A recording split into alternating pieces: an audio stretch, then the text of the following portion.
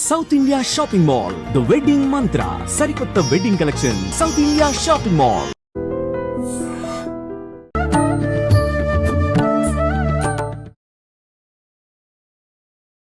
నమస్కారం, welcome to I dream. ధర్మ మార్గం విత్ విజిత కార్యక్రమానికి స్వాగతం. ప్రస్తుతం మనతో పాటు ఉన్నారు ప్రముఖ జ్యోతిష వాస్తు పండితులు బ్రహ్మశ్రీ అన్నవరపు తిరుపతి మూర్తి అవధాని గారు. ఇప్పుడు గురుగారితో మాట్లాడి మరిన్ని విషయాలు తెలుసుకుందాం.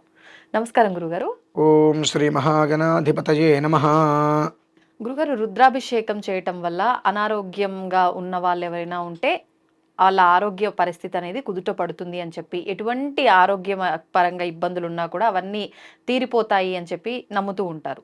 నిజంగా రుద్రాభిషేకం చేయటం వల్ల ఆరోగ్య సమస్యలన్నీ కూడా తొలగిపోతాయా? అంటే బాగోలేని వాళ్ళు నార్మల్ స్థితికి వస్తారా? రుద్రాభిషేకము వలన దీర్ఘకాలిక వ్యాధులు నయమైనవి అనే దాఖలాలు చాలా ఉన్నాయి. అధ్యవోచదధివక్త ప్రథమో దైవ్యోభిషకు అహీగుశ్చ సర్వాన్ జంభయన్ సర్వాశ్చయాతు ధాన్య. అంటే ఒక్కొక్క దానికి ఒక్కొక్క మంత్రం ఉంటుందండి.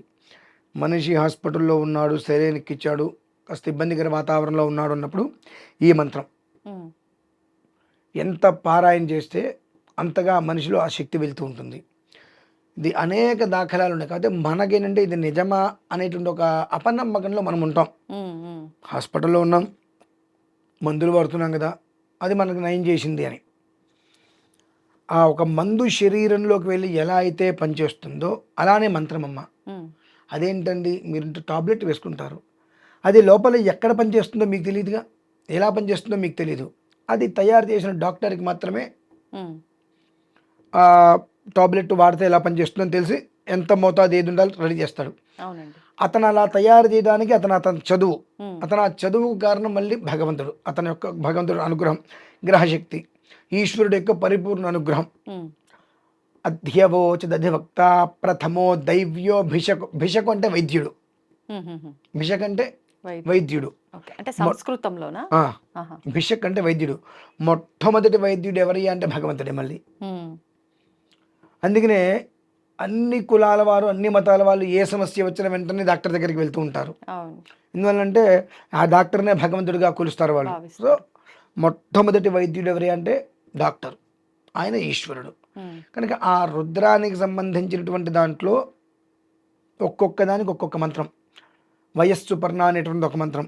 కన్నుంది, ఈ కళ్ళు మనకు సరిగ్గా కనిపించవు, ఏదైనా ఇబ్బంది వచ్చింది, శుక్లాలు అటువంటి వచ్చి ఆపరేషన్ చేయాల్సిన పరిస్థితి, ఆ పరిస్థితుల్లో కూడా వయస్సు పర్ణ అనేటువంటి మంత్రాన్ని పూర్తిగా విని ఆ నీళ్లు లోపల కంట్లో వేసుకుని ఉంటే 27 రోజుల్లో మొత్తం అంతా క్లియర్ అవుతుంది. ప్రాణానాంగ్రంథిరతుర్ధ్రోమా విశాంతక తేనాన్నేనా ఆప్యాయస్వ నమో రుద్రాయ విష్ణవే మృత్యుర్మే పాహి. ప్రాణానాంగ్రంథిరసి, అత్యంత ప్రాణ సంహితమైనటువంటి వ్యాధి ఏదైనా ఉందంటే క్యాన్సర్. క్యాన్సర్ని కూడా ఆ రుద్రం నయం చేస్తుందమ్మా. ముందు దాని మీద మనకు నమ్మకం ఉండాలిగా. అవును, ఒక టాబ్లెట్ వేసుకుంటే తగ్గుతుందా అంటే దాని మీద ఒక నమ్మకం ఉండి వేసుకుంటే వెంటనే అది రిలీఫ్ ఇస్తుంది. అలానే ఆ మంత్రం మీద మనకంటూ ఒక నమ్మకం, ఆ భగవంతుడి మీద ఒక భక్తి అనేటువంటివి మనకుంటే అది మనం వేసుకుంటున్నప్పుడు వెంట దాని యొక్క ప్రభావం మనకు చూపిస్తుంది, ఇమీడియట్లీగా చూపిస్తుందండి. అది అనుభవించిన వాళ్ళు చాలామంది ఉన్నారు. అది నిజమా కాదా అని ఆలోచన చేస్తూ దాని గురించి భూతద్దంలో వెతుకుతూ ప్రాణాలు వదిలేసిన వాళ్ళు చాలామంది ఉన్నారు.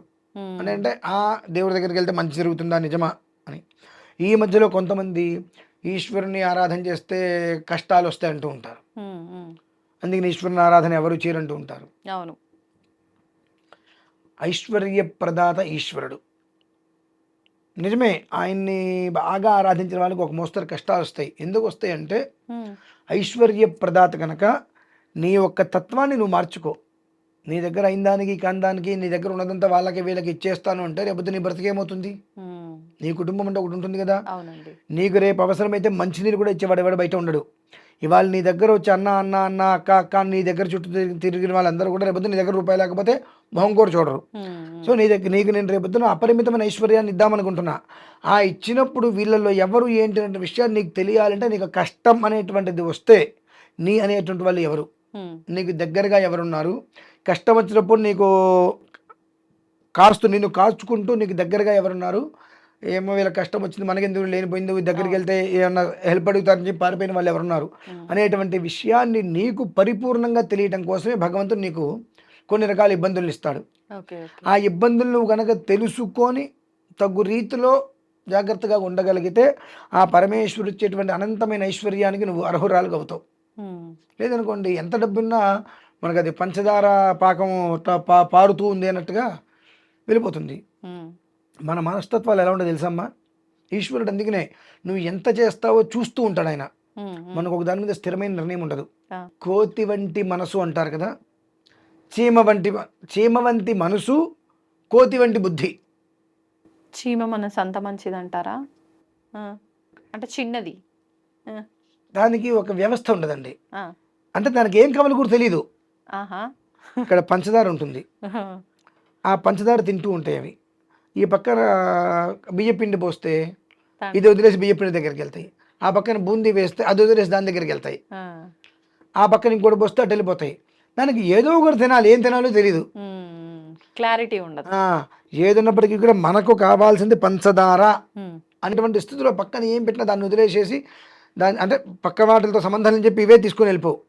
పక్కన పెట్టిందంటే ఈ 4 చీమలు ఒక చీమ అటు వెళ్ళి అని పిలుస్తాయి, ఇవన్నీ వదిలేసి అటు వెళ్ళిపోతుంది. ఏది తీసుకోవాలో తెలీదు అని ఏదో ఒకటి తీసేసుకుంటుంటాయి. ఆ ఆలోచన మన దగ్గర ఉన్నంత కాలము కూడా భగవంతుడు మనకు ఆ అపరిమిత ఐశ్వర్యాన్ని ఇవ్వడు.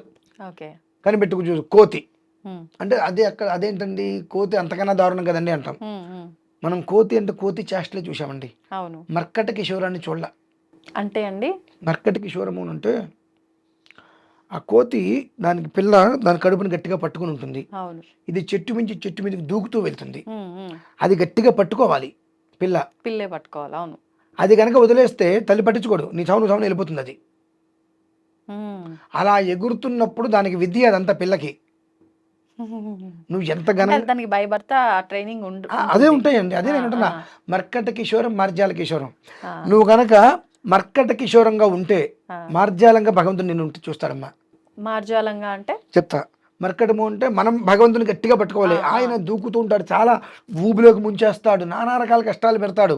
అయినప్పటికీ మనం ఆయన పట్టుకోకుండా అలానే ఉంటే అప్పుడు మార్జాలం.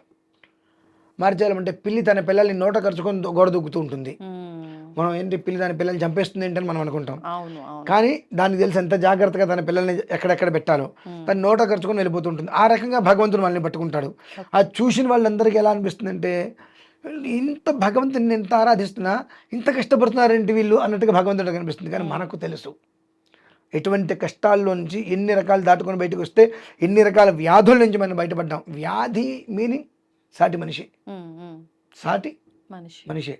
మనం ఉపకారం చేసినటువంటి వ్యక్తి మనకు ఉపకారం చేయకపోయినా నష్టం లేదు, అపకారం చేయకుండా ఉంటే మనం బాగానే ఉంటాం. అపకారం చేసే ప్రక్రియ చేసినప్పుడు ఏమవుతుందంటే ఆ బాధ తట్టుకోలేక బాధతోటి రకరకాల వ్యాధులు వచ్చేస్తాయి, మనోవ్యధ, అక్కడి నుంచి అన్ని రకాల వ్యాధులు మనకు వచ్చేస్తాయి.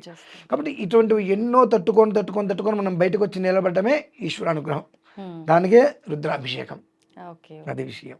అందుకని చెప్పి అంటే ఇంత లింక్ ఉంది దీనికి దానికి, కాబట్టి ఖచ్చితంగా రుద్రాభిషేకం చేస్తే వ్యాధుల నుంచి బయటపడతారు. ధన్యవాదాలండి. తవ్వుతూనే శివలింగం సరే దాన్ని అట్లా కప్పేసేయండి, చూపించదండి. మూర్తి పూజ కాదు, సాక్షాత్ బ్రజేంద్ర నందన భగవాన్ ఉన్నారు మూర్తులు. ఏమీ ఆశించకుండా ఆరాధించే వాళ్ళు కూడా ఉన్నారా ప్రభుజీ? నిజమైన భక్తి అంటే మనకు తెలియదు కాబట్టి